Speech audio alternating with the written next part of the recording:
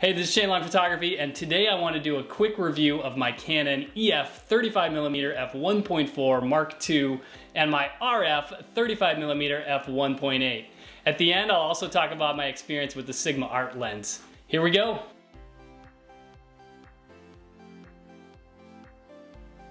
Since 2016, the 35L has been my most used lens on a wedding day. Its slightly wide-angle field of view and f1.4 aperture both allow me to capture all of the candid moments as they're happening. Group photos, first looks, formal photos, reception venue photos, speeches, all the emotion is captured beautifully with sharp, contrasty, colorful images, complete with a background blur. So how does the 35L compare with the RF 35? Let's start with a couple video clips so you can see live the sharpness and the background blur of the 35L. To compare, here's a couple video clips taken with the RF 35mm. The f1.4 version definitely has a smoother background than the 1.8 version, though the 1.8's not bad. This is its minimum focus distance, so you can see how up close you can get, and you can also note the beautiful background blur. The RF 35mm does have a better minimum focus distance. It can get really up close to subjects. Alright, let's look at some side-by-side comparisons. These were shot using a tripod. I did my best to stand in the very same spot. This is shot with the 35L at f1.4. This is shot with the RF 35 at f1.8. Both images are imported with my preset with the vignetting already removed. I like to compare photos how I actually edit them to know how they will actually turn out. So here's the 35L and here's the RF 35. Alright, let's compare them side by side. Here's the 35L on this side and the RF 35 on this side. When I zoom in to check out sharpness, they are strikingly similar in sharpness. All the way to the edge of the frame, they both remain very usable and very sharp. In terms of bokeh, the bokeh is a little smoother with bigger highlights on the 35L, and especially when you get into the edge of the frame, you'll notice the 35L remains soft and smooth, whereas the RF 35 gets a little rough in the corners. I was also curious how my 17-40 would handle a 35mm shot compared to my 35L. They're not even close. The 35L is razor sharp at f1.4, whereas the 17-40 at f4 is soft, it's hazy, and it's lacking color. The bokeh isn't smooth, nor is it blurred out.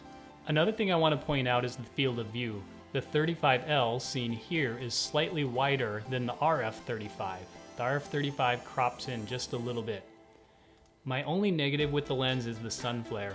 Even the little bit of sun hitting the front element will cause this artifact right here and this little artifact here, which often is right in the middle of the frame and frequently ends up on my subject's face. But when I'm aware of it, I make sure to cover the front element or just change my composition a little bit, and if I miss it, I'll just remove it in Photoshop later. Lastly, both of these are taken with the 35L, this one at f1.4, this one at 2.8. You can see the difference in the background blur. So if I zoom in on an off-center crop here, they're very similar in terms of sharpness. This one gets a slight advantage, but even when you get way down into the corner here on my shoes, there's not a significant difference in terms of sharpness. The 35L at 1.4 is tack sharp almost all the way into the corner. The construction of this lens could not be better. I've owned it since 2016 and it hasn't failed me yet. It has a metal barrel and it's dust and weather sealed. In fact, it's maybe my best dust sealed lens. It feels great in the hand with both the 5D Mark IV and the Canon EOS R. When I owned the Sigma Art lens, the rubber ring fell off it a couple times and the autofocus died. That's when I decided to upgrade to this lens. The autofocus of the 35L is very quick and very accurate. These next 5 images were taken with the Sigma 35mm art lens. I owned that lens up until 2016. The photos were sharp, had great contrast and color, but I struggled with the autofocus on the lens and I struggled with the durability of it. When I upgraded to the Canon 35L, I paid more, but I got what I paid for. The autofocus was quick and accurate. The photos were even sharper with even better color and contrast. It couldn't have been a better decision as a full-time wedding photographer, knowing that I was capturing moments that couples would cherish for the rest of their lives. The 35L has been one of the best lens purchases I have ever made. Fast autofocus, crazy sharp, great color and contrast, all at f1.4. I could not recommend this lens more highly. That said, if you don't have $1,600, but you still want an amazing 35mm lens, The RF 35mm f1.8 comes in at $500, is very sharp with great color, and it has macro ability as a bonus. You can check out my full review of that lens right up here.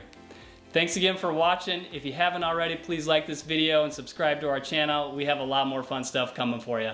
We'll see you next time.